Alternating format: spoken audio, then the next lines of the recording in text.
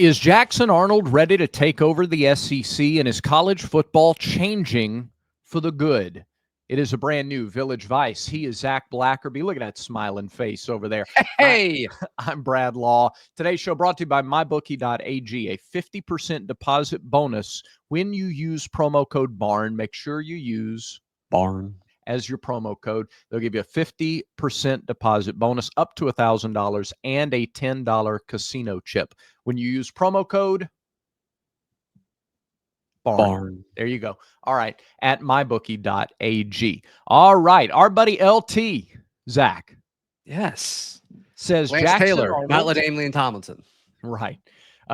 Says Or Lawrence Jackson Taylor. Arnold is going to be one of the top, like in the top third almost, of quarterbacks in the SEC.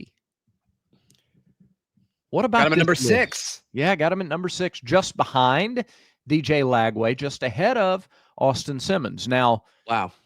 Yeah, and ahead of Ty Simpson, and ahead of Diego Pavia, and way ahead of Marcel Reed. Look how low Marcel Reed is. The Marcel Reed disrespect, man. I'm a believer in Marcel, but I love that somebody kind of finally put it out there of like, wait, what if Jackson is like the 5-star we all thought he was? Yeah. And like, what if it really was Oklahoma being, not an ideal place to succeed? Like, what if that's like, what if people were right about Jackson? Like everybody, what if everyone was actually right about Jackson? Which I think is great. I think it's like the right question to ask for sure. Yeah. I do think there's some inconsistencies when it comes to ranking some of these guys. Like some of it's like unproven, but like you're expecting it to work out. And then others, it's like you haven't done anything, so you can see where they put them. But yeah. I don't know. Like I think DJ Lagway is too low, honestly. I think John Mateer is too high. I've been pretty consistent with that. I love that he put Arch Manning at 4th because everybody else is saying he's like, going to run away with everything. And I'm like, is he? Like, how do we know? How do we know that? How do we know? So let me ask you this. If those rankings pan out, let's say that Lance is dead on 100 to 100. Okay? I hope he is right. Yeah. What does that mean for the league this year? Who wins the SEC? But like, because I don't think we say South Carolina wins the SEC if Lenora Sellers is the best quarterback in the SEC. But if Georgia's quarterback is 12th? Yeah, that'd be wild. I don't think their roster's great. I don't think it's great enough to overcome that. I would, if his rankings go chalk, I would say Texas wins the conference. Yeah, I would think so too. And I think they have the best roster anyway. If not, they're certainly in the conversation. Yep.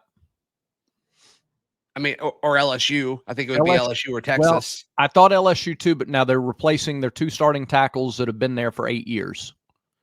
Like they're 2 NFL guys. So I don't. Where'd they go? Where did one of them go? I don't think they have. I don't think they just replace it like that. Will Campbell? Yeah. Greatest offensive tackle in the history of the NFL. Did he go to New England? Did he go to the Patriots? You don't know? No, I don't know. You don't know that? No, I don't know that. Did he go to the Patriots? What? He went to the Patriots, didn't he? He did, yeah. Okay. And he said he's going to fight and die to protect Drake May with everything he's got. Yeah, that's right. That's right. I remember that now. How could you forget that? It's crazy. I don't see, but what I a moment. I've probably watched that video. I'm not exaggerating 300 times. I don't lock into the draft like others do. I got you. I don't lock in like you do for sure, but not many people do lock in like you do. Well, now I just watch it as like a Pats fan and an Auburn fan, but yeah. I used to know who all those guys were. That was fun. Yeah. One of the things that I heard Lance talk about in explaining his rankings, okay, why he's a believer in Jackson Arnold, and it's not new, but it's worth talking about again. It was a bad situation last year. Sure. Offensively. You had injuries all over the offensive line. You had a patchwork offensive line. And you're missing your top 4 to 5 receivers for most of the year. You just can't. I mean, look at the difference. Look at how we think differently of Auburn's team last year offensively versus the year before just because of the receiver core. Even though the record was similar. Yeah. But we think the offense made progress. At least the Okay. roster made progress. I'm gonna ask you a question. Okay. And it might seem polarizing, but I'm gonna ask it anyway. Okay. Why can't Jackson Arnold do what Bo Nix did? All right. Flesh that out. What do you Similar mean? paths, Yep. 5-star guys. Everybody thought the world of these guys coming out of high school. Yep. Bo's situation in Auburn was better than Jackson's at Oklahoma. For sure. For sure. Was Bo's situation in Auburn great? No, it was not. And he said, you know what? It's time to go. You know, the fan base is treating me like crap, and I want to win a championship. I can't win a championship with Brian Harsin here. So he goes to Oregon, and he gets dang close. And he gets dang close to winning a Heisman. He didn't get more talented when he went to Oregon. He was already talented. He went to a place that could showcase his traits and his abilities, and also play with people that were also talented, that had traits and abilities. Jackson Arnold, Gatorade Player of the Year, 5-star. Everybody thought so highly of him. The storyline last year at SC Media Days was how great Jackson Arnold's going to be. And then he didn't have any offensive linemen or receivers or any type of offensive scheme. Everyone's like, oh, you stink. And Jackson's like, no, I don't. I don't stink. I'm out of here. I'm out of here. Hey, Coach Freeze. Yeah. You're good with quarterbacks, just not Peyton Thorne. I'm better than Peyton Thorne is. And you've got a ton of guys for me to throw to. Oh, you're going to go get Eric Singleton too? Oh, you're going to go get the best tackle in the portal as well as continue to develop these guys that were fine last year? Yeah, I'm all about it. Now, the biggest difference is Oregon was more established when Bo Nix went there than Auburn is now. Auburn is still definitely rebuilding. Yeah. But as far as just the direct comparisons between the two, like, I don't think it's crazy. Do you guys smell what Zach is cooking there? I like it. I like that dish that you're cooking up there, Zach. Sweet. I think it's an excellent comparison, and I'm going to use it a bunch over the summer when people ask questions about Jackson Arnold. Great. You have two top 10 receivers, two of the best 10 receivers in the SEC on the roster, plus other guys who are developing and coming along. I mean, you got a chance to have 3 of the top 12 or 15 receivers in the SEC. Yeah. I want to see the tackles. I need to see because Xavier wasn't in spring. And then, Mason is a little up and down at USC. I need to see those tackles. I still think Miller wins the right tackle job. Okay.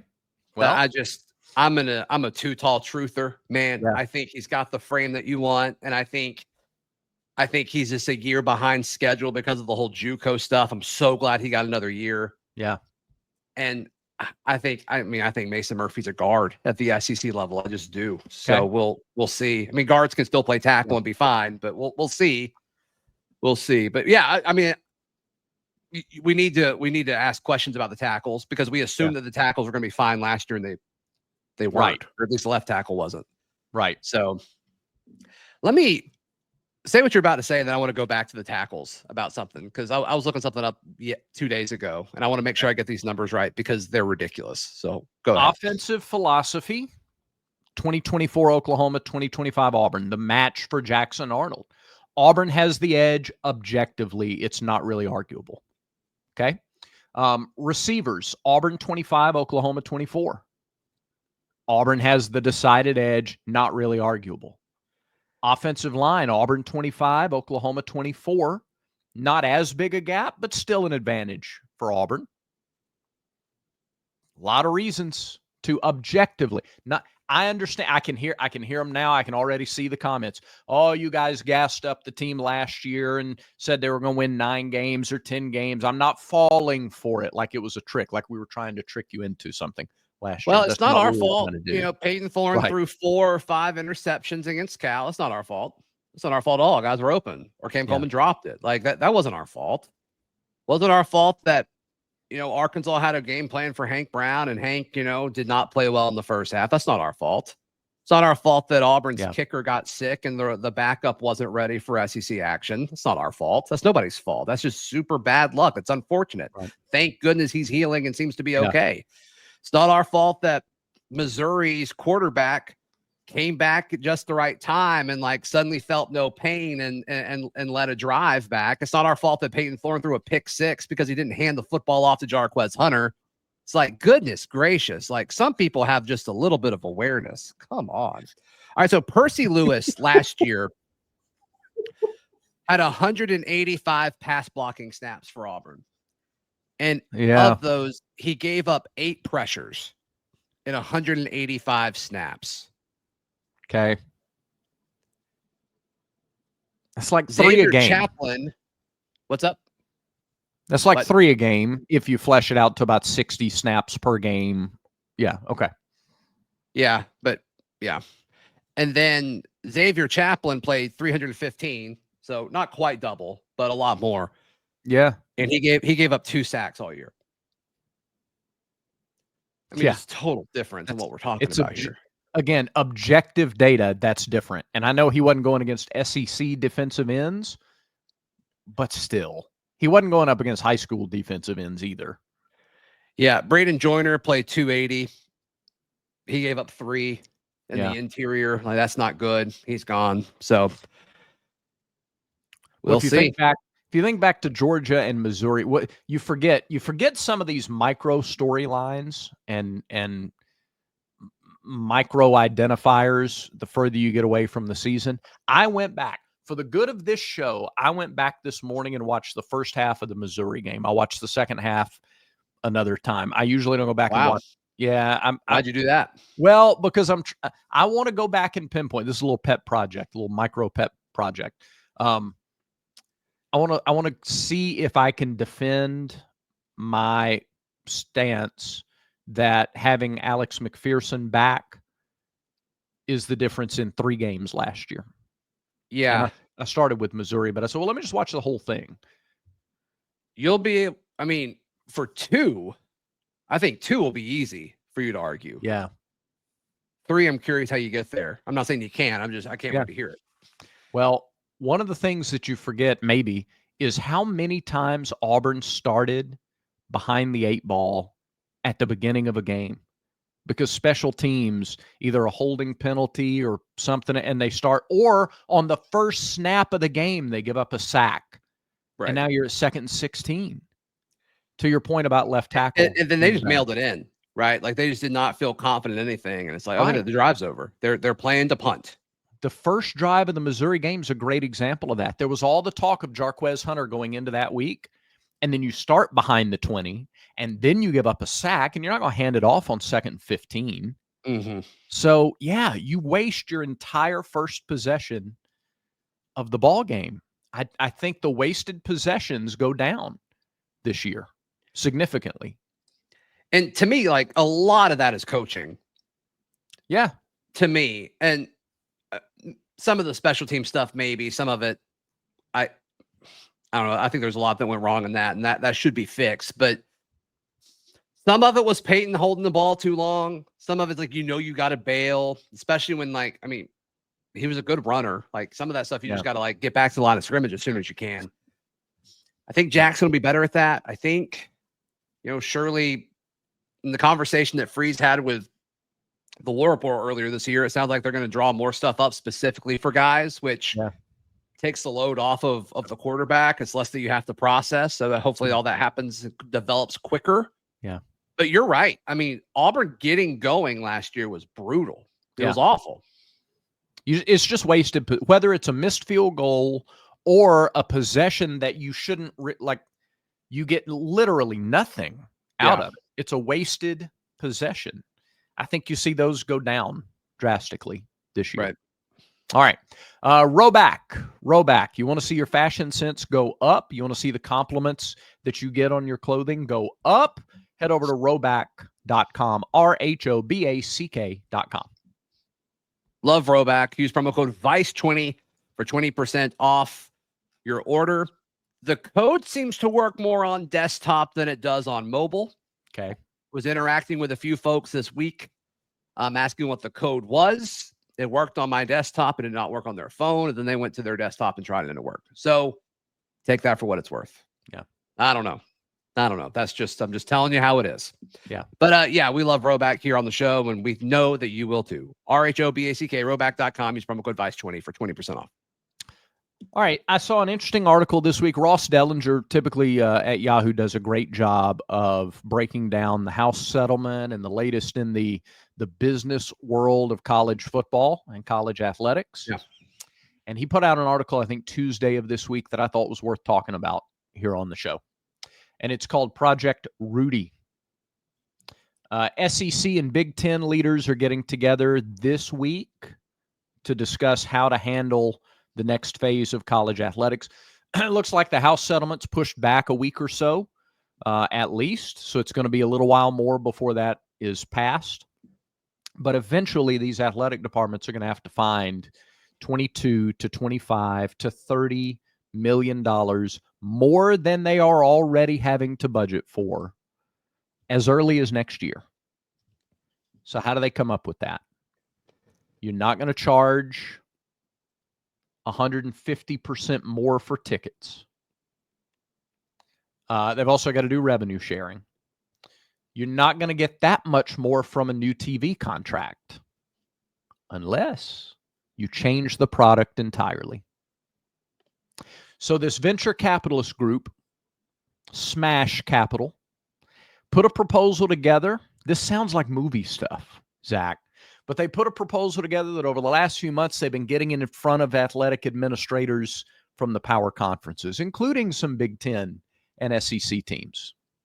And they've said, why don't we create a 70-team, 4-power conference world?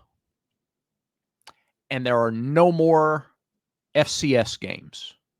There are no more non-power conference games. I'm in. You're playing already. the big boys sold. every week. I'm sold. You're sold just on that. I don't need to hear anything else. I'm in.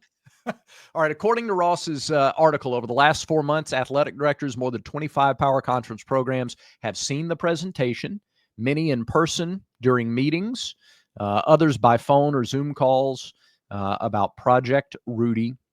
And 3 of the 4 power conference commissioners were shared details of the model directly from the architects as well, including Greg Sankey. So he's seen the details. I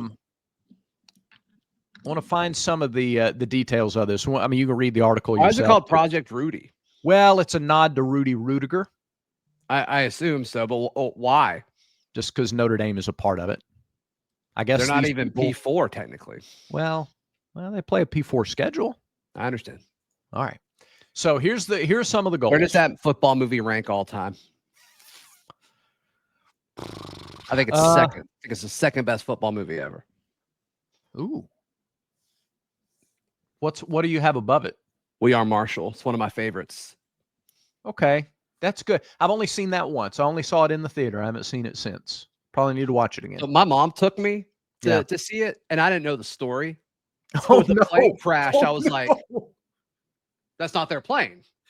Yeah. And then they do the funeral thing. I'm like, oh, it was their plane. What's this movie about? Yeah. Like, it was a total shock to me. Total side note, when you don't know history like that, the first time I watched La Bamba, I was a kid. Plane crashes when you're a kid in movies are traumatic. I didn't know that story. can happen? Like, those can crash? Yeah. I didn't know the story of Richie Valens and Buddy Holly. Like, I didn't know. Uh-huh. And so, yeah, I was very confused and traumatized as a kid by La Bamba, just as you were with We Are Marshall. Yeah, like they find the folder that's got Marshall on it, and it's like, it's their plane. And I'm like, oh my goodness, it is their plane. Like, I was going through that moment with the characters in it. It was great. Maybe that's why I like it so much. I don't know. Yeah. Well, sure. You get an emotional connection to it. I might have to put Rudy #1 on my list just because I haven't seen We Are Marshall more than the one time. The scene, and a lot of people are going to push back and say, remember the Titans. I would say it's certainly top 5. I'd probably put it at 3, but it's up there. It's really good. I just like the other 2 more. But the scene of Rudy where they all go and put their jerseys on the head coach's desk. Yeah. I watched it. I watched both of these movies before every football season. And when I watched Rudy going into last football season, I asked the question of, like, how is the coach that unaware of his team's culture and desire to, like, give love to the walk-on? Like, I don't think the pushback would have been that much, but whatever. But still a great scene. Yeah, the head coach is just a world-class jerk. He's completely against Rudy. Yeah, it's like, I don't think any of these guys would have wanted to play for him at all. Like, yeah. I love it. Who is the character? Who plays the head coach? I'm trying to think of his name because he's in a bunch of others. He's in Hoosiers. Okay. He's in Major League too. Haven't seen Major League. I just can't think of his name. Major League is an underrated movie. Major League is good. Okay. I always we're getting so off on a different trail here, but I think Hoosiers is a little overrated. It's been about 10 years since I've watched it, and I've actually meant to watch it again. Yeah. I remember watching it the first time, and I'm like, that was it?